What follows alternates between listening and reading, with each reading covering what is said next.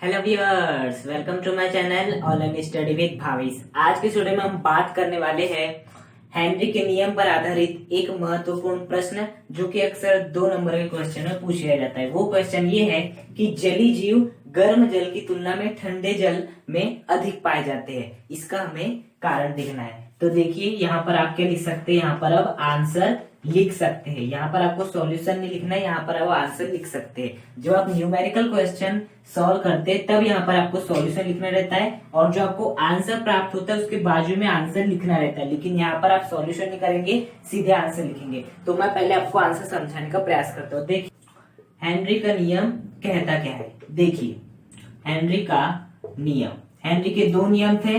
पहला नियम था m = kh × p, और यदि हम मोलस की बात करें तो वो था XA = KH × P। दोनों ही से यहाँ में समझ में आ रहा है। यदि हम यहाँ से KH का मान निकाले तो KH का मान क्या निकलेगा, KH = XA/P। क्या निकलेगा, XA/P। चाहे हम यहाँ से भी निकालना चाहे तो क्या निकलेगा आपका, KH = ये P जो है वो डिवाइड में आ जाएगा तो M/P आ जाएगा इतना। अब यदि आपका क्या हो जाए, जो प्रेशर है, जो आपका दाब है, वो क्या हो जाए, आपका नियत हो जाए। दाब क्या हो जाए, नियत, या हम यहाँ पर ही मान सकते हैं दाब आपका क्या हो जाए, नियत हो जाए। तो जैसे ही दाब नियत हो जाएगा, मतलब जैसे कि कहीं पर लिखा है आपका XA अनुक्रमानुपाती P, तो जैसे अनुक्रमानुपातिकता का चिन्ह हटता है तो एक स्थिरांक आ जाता है KH और इक्वल का साइन आ जाता है और x = क्या हो जाता है, KH × P हो जाता है। अब यदि मैं इस कांस्टेंट को ही हटा लूं तो यहाँ पर क्या वापस आ जाएगा, आपका समानुपातिकता का चिन्ह हट जाएगा। अब देखिए यहाँ पर जो आपका P है, यदि मैं इसे नियत मान लेता हूं और इस P को भी नियत मान लेता हूं, XA अनुक्रमानुपाती हो जाएगा आपके KH के। X किसके अनुक्रमानुपाती हो जाएगा, KH के अनुक्रमानुपाती हो जाएगा। इसी प्रकार से इसीलिए हम क्या लिख सकते हैं, जो आपका KH हो जाएगा वो किसके अनुक्रमानुपाती हो जाएगा, M के अनुक्रमानुपाती हो जाएगा। देखिए अब XA का मतलब क्या होता है, गैस की विलेयता। क्या होता है, गैस की विलेयता, वो भी किसमें, द्रव में। मतलब कि आपके द्रव में गैस की विलेयता कितनी होती है, होती है XA। उसी प्रकार से जो M है वो भी क्या, एक प्रकार से गैस की मात्रा है, गैस की मात्रा है। जो आपकी M है, जो आपकी क्या है, KH अनुक्रमानुपाती M, तो जो M है वो क्या है, बेसिकली आपकी गैस की मात्रा है। मतलब कि आपने जो द्रव लिया है उस द्रव में गैस कितनी मात्रा में है वो क्या बताता है, M बताता है। तो देखिए यदि आपका दाब क्या हो, नियत हो, तो जो आपका KH है वो किस बात पे निर्भर करता है, वो इस बात पे निर्भर करता है कि गैस की द्रव में विलेयता कितनी है।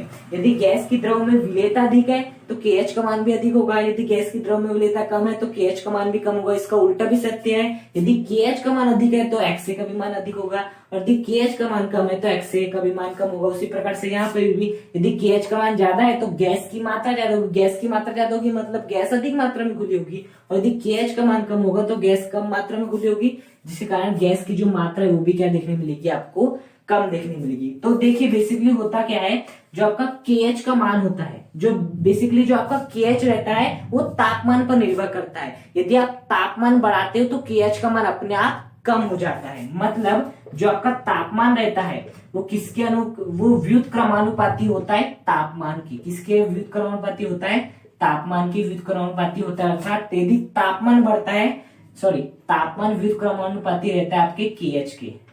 मैंने तापमान लिख दिया था। यदि तापमान का मान बढ़ता है तो KH का मान कम होगा, और यदि तापमान का मान कम होता है तो KH का मान क्या हो जाएगा, अपने आप बढ़ जाएगा। ओके, अभी मैं आपको एक सारणी दिखाता हूँ जिसकी सहायता से बेहतर तरीके से समझ पाएंगे कि किस प्रकार तापमान बढ़ाने पर KH का मान घटता बढ़ता है। जैसा कि आप सभी देख सकते हैं, उपयुक्त सारणी में विभिन्न गैसों के हेनरी स्थिरांक दिए हुए हैं।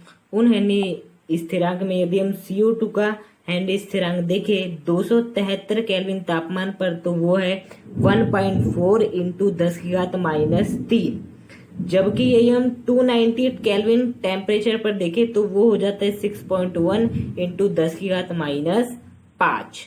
अर्थात यहाँ पर जैसे हमने तापमान बढ़ाए तो आपके KH का मान घट गया।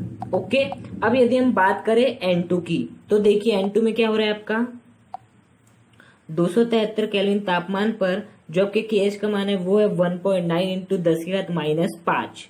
लेकिन हम बात करें 298 केल्विन तापमान, अर्थात जैसे मैंने तापमान को इंक्रीज कर दिया तो देखिए जो आपका KH का मान हो गया वो कितना हो गया 1.2 इंटू 10⁻⁵, अर्थात KH का मान क्या हो गया, कम हो गया। उसी प्रकार से देखिए आपका यदि हम बात करें O2 की, तो देखिए 273 केल्विन तापमान पर जो आपके KH का मान है वो कितना है 4.5 इंटू 10⁻⁵ पर एटमॉस्फेयर। लेकिन यही यदि हम बात करें 298 केल्विन तापमान पर, तो देखिए जो आपके KH का मान है वो कम होके कितना हो जाता है 2.3 इंटू 10⁻⁵ प्रति एटमॉस्फेयर। अर्थात यहाँ से आप देख सकते हैं कि जैसे जैसे हम तापमान का मान बढ़ाते जाते हैं तो KH का मान अपने आप क्या होते जाता है, कम होते जाता है। जैसे कि आप सभी लोगों ने सारणी को देख लिए, तो जो O2 गैस थी, N2 गैस थी, इनका जैसे हमने तापमान बढ़ाया तो KH का मान भी क्या हो गया, कम हो गया, जिससे कि N2 और O2 जैसे गैस की जो द्रव में जो विलेयता है वो क्या हो गई, आपकी कम हो गई। अब देखिए यदि O2 और N2 की द्रव में विलेयता कम हो जाएगी तापमान बढ़ने पर, तो सोचिए एक तरफ आपका इस प्रकार से क्या भरा हुआ है, एक गर्म जल भरा हुआ है, और इस प्रकार से यहाँ पर क्या भरा हुआ है, आपका एक प्रकार का क्या भरा है, ठंडा जल भरा हुआ है।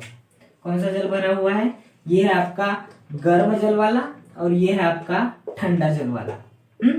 तो देखिए ये भी जल है, ये भी जल है, लेकिन ये कैसा है, ठंडा जल है, और ये कैसा है, गर्म जल है। तो देखिए गर्म जल के लिए जो आपका KH का मान होता है, हेनरी स्थिरांक का मान क्या होता है, आपका कम होता है। हेनरी स्थिरांक का मान क्या होता है, कम होता है, जबकि ठंडे जल के लिए जो आपका हेनरी स्थिरांक रहता है अर्थात KH रहता है, क्योंकि ठंडा जल है मतलब कि तापमान कम है, तापमान कम है तो आपका KH का मान क्या होगा, ज्यादा होगा। यदि जल कैसा है, गर्म है, जल गर्म है मतलब तापमान ज्यादा, और यदि तापमान ज्यादा है तो KH क्या होगा, अपने आप कम हो जाएगा। तो यहाँ पर देखिए यदि गर्म जल के लिए KH का मान कम है, यदि गर्म जल के लिए KH का मान कम है, तो बताइए XA का भी मान क्या हो जाएगा, कम हो जाएगा। मतलब कि यदि मैं बात करूं O2 और N2 जो भी क्या है, गैस है, अब O2 N2 यदि गर्म गैस को हम घोलना चाहेंगे तो यह अधिक मात्रा में घुलेगी, बिल्कुल नहीं घुलेगी। क्यों, क्योंकि गर्म जल के लिए KH का मान कैसा होता है, कम होता है, और यदि KH का मान कम है तो आपकी जो गैस की जो ये वाले द्रव में विलेयता हो जाएगी वो कैसे हो जाएगी, आपकी